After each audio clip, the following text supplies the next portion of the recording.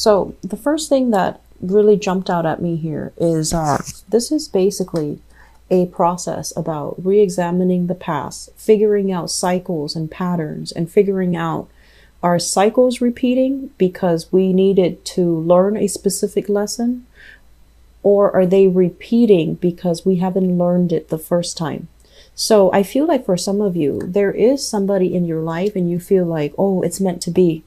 It's a fated karmic type of a relationship. I'm exactly where I need to be with this person, or I'm exactly where I need to be because of this job, because of this location. And so they're really telling you, like, is it really meant to be, or is it coming back around, a cycle, something similar from the past, or, similar to something from the past that is cycling back around because the lesson hasn't been learned. And so I feel like you're kind of in a space where you're taking it and running with it, and you're not really sure if it's meant to be or if it's something that you're still trying to learn.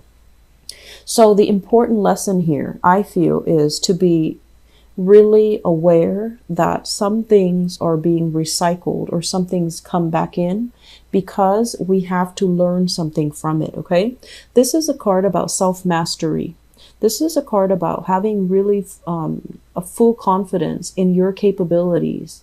And it's kind of like the idea about, knowing how much you know and then disseminating and sharing your knowledge with other people. Kind of like being in the public limelight so then you can show other people, direct other people, and kind of, I want to say, like, disseminate information so that you can lead others, or so that you can steer others in the right direction. Okay.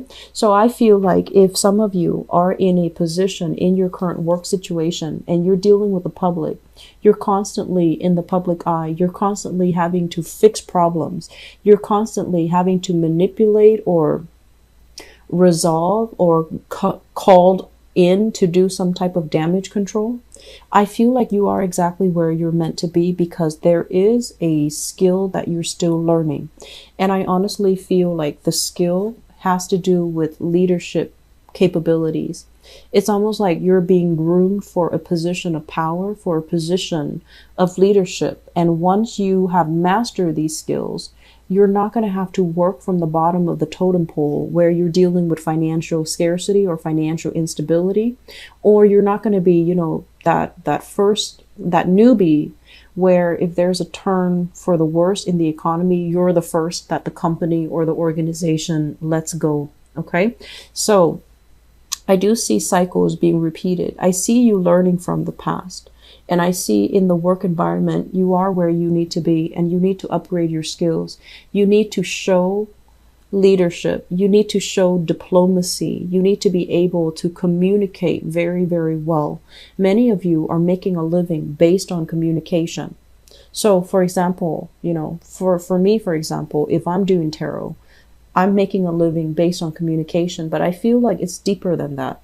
I feel like it's leadership and communicating in a way where there is no confusion about what you're trying to say. Being very firm, but being very diplomatic, which is a fine line that might be difficult for many Aquarius people.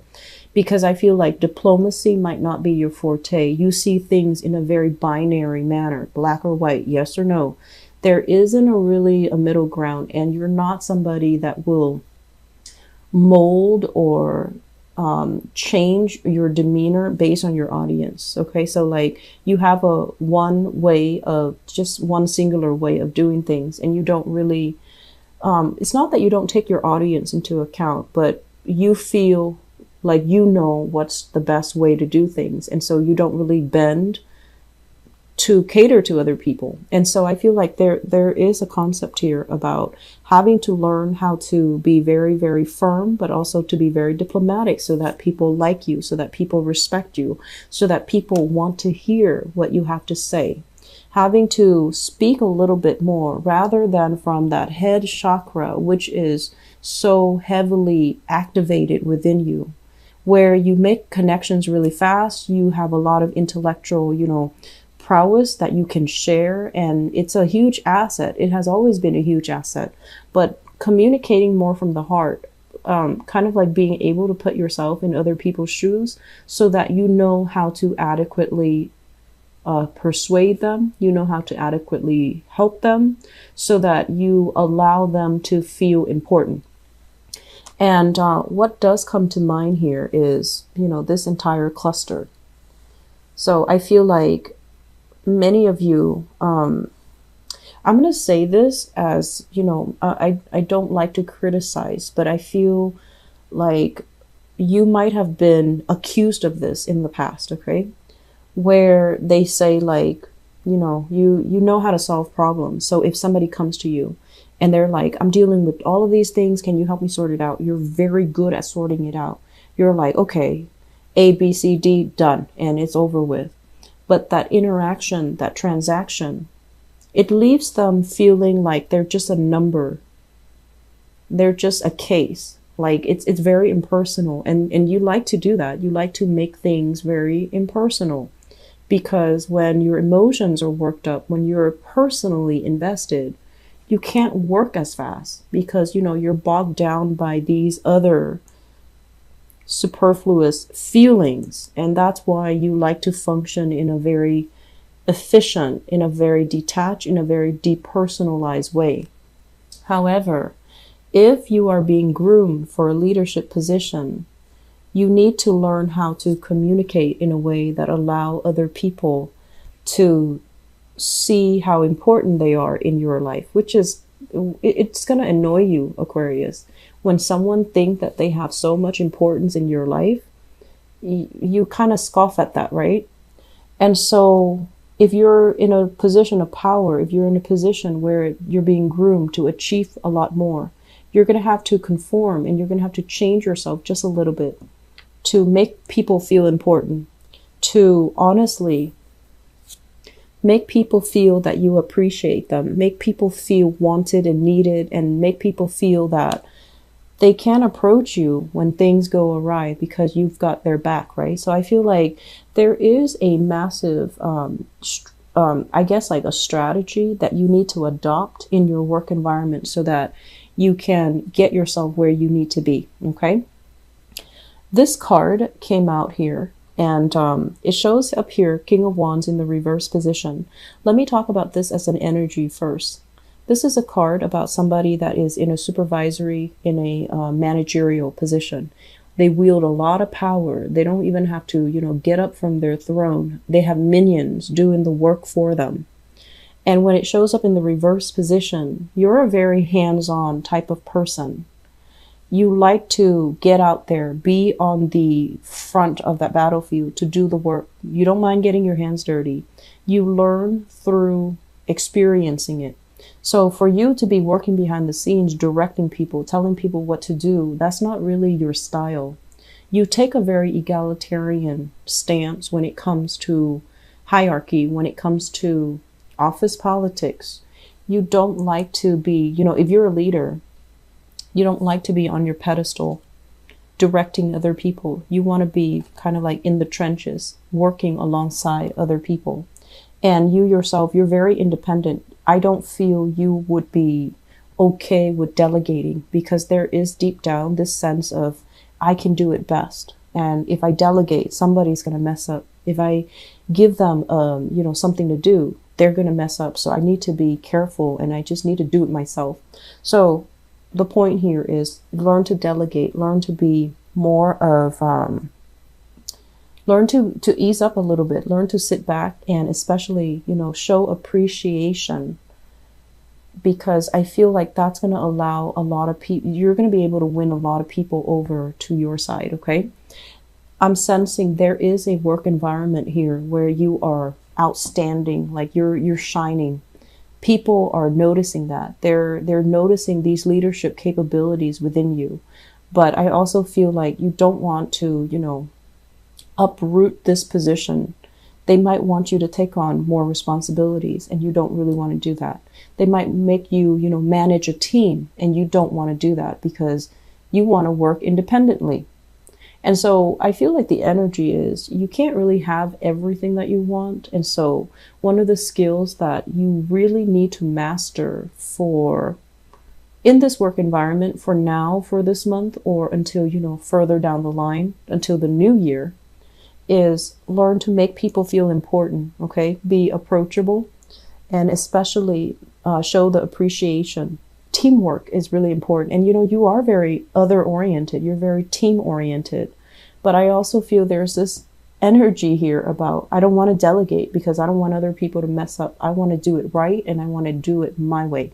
So that sense of independence, I feel like it needs to be curbed a little bit. Okay.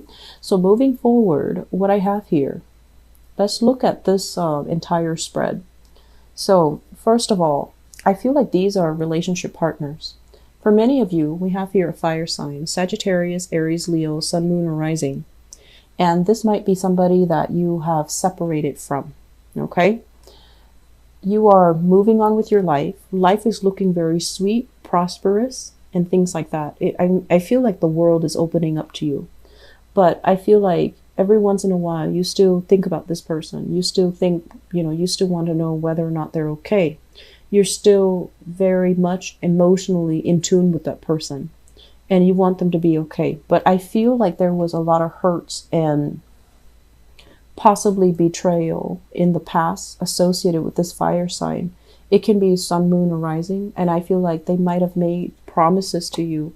They might have distorted the truth when they talk to you. They might have, I'm sensing like they might have just been outright deceitful. And so you've left this person behind. You have a new person coming into the picture. I have here a water sign, so Queen of Cups. Pisces, Cancer, Scorpio, Sun, Moon, or Rising, and this can be male or female.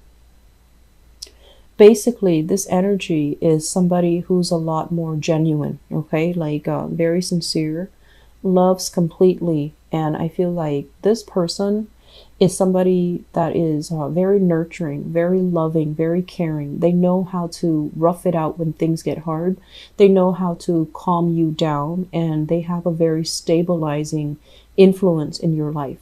So many of you are involved with this person.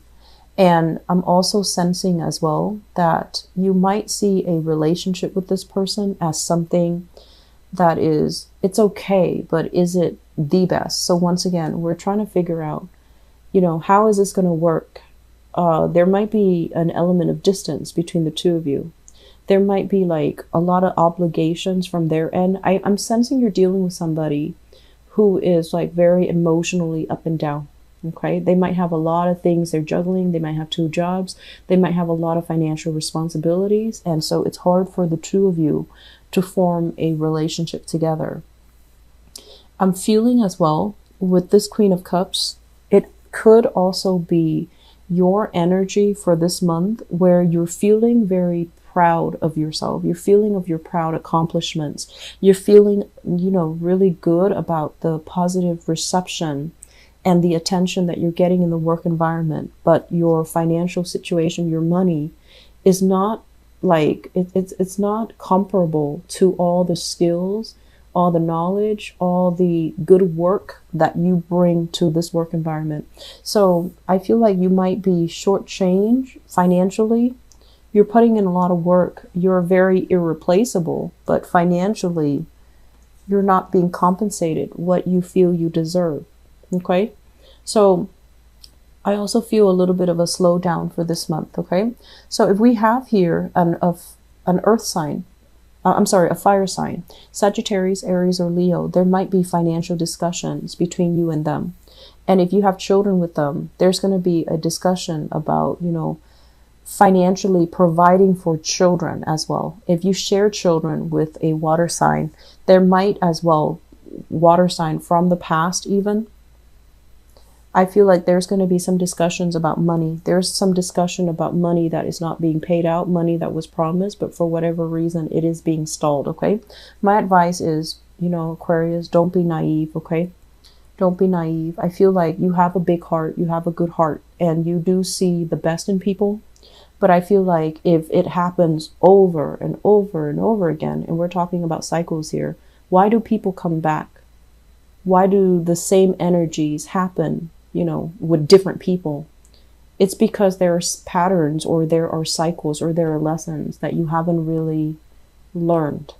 And so if this sounds familiar, I feel like the important lesson is don't be naive. Look at the situation in realistic focus. Don't see what you want to see because somebody is kind of like pulling a fast one over you. So it's really important to dig a little bit deeper, do your proper research, assess a situation as honestly as you can, and don't be so quick to come to the aid and the assistance of someone just because you feel like, oh, they're in a jam, or you feel like, oh, they can't really do it. I want it done right, so I'm going to step in. Let them learn things their way, okay? Focus on you, let them learn things their way. But when it comes to finances, I feel like there is some shady financial dealing. Money that is supposed to go to you is not going to you. There's some delay. Or in your work environment, I feel like you're not paid enough for all your skills and all the mastery of these skills that you're bringing to the table.